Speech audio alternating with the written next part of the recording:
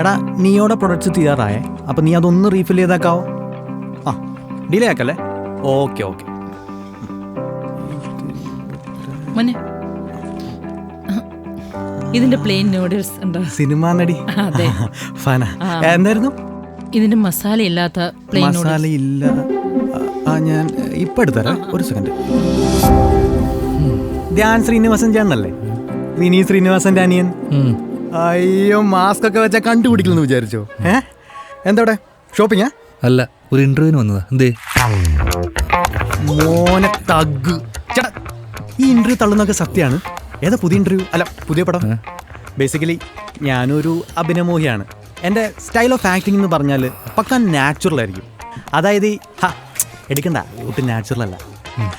ചേട്ടൻ കരുതുന്നുണ്ടായിരിക്കും അഭിനയമോഹിയ ഞാനെന്താ ഇവിടെ എന്ത് ചെയ്യാനാ ചേട്ടാ? ടു മച്ച് ഫാമിലി പ്രോബ്ലംസ്, പിന്നെ അച്ഛൻ്റെ ഹെൽത്ത് ഇഷ്യൂസ്. അതെടുക്കല്ല, ഒന്നും ഒട്ടും ഹെൽത്തി അല്ല. ഹെൽത്തിൻ്റെ കാര്യം പറഞ്ഞപ്പോഴാണ്, ചേട്ടൻ്റെ ഹെൽത്ത് നന്നായിട്ട് ശ്രദ്ധിക്കണം. ചേട്ടൻ്റെ തടി കുറച്ച് ഓവറാവുന്നില്ലേ എന്നൊരു ഡൗട്ട്. നീയും കുറച്ച് ഓവറാവുന്നുണ്ട്. എടാ, ഇവിടെ 100% നാച്ചുറലും ഹെൽത്തി ആയിട്ടുള്ള സാധനം ഏതാ? നീയോടെ വേദ. ആ, അപ്പം നിനക്കറിയാം.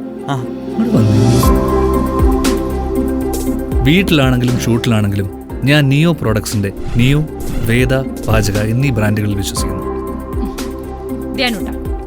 ധ്യാനുടൻ എന്താ ഈ നിയോ പ്രോഡക്ട്സിന്റെ നിയോ, വേദ, പാചകയിൽ ഇത്ര വിശ്വാസം?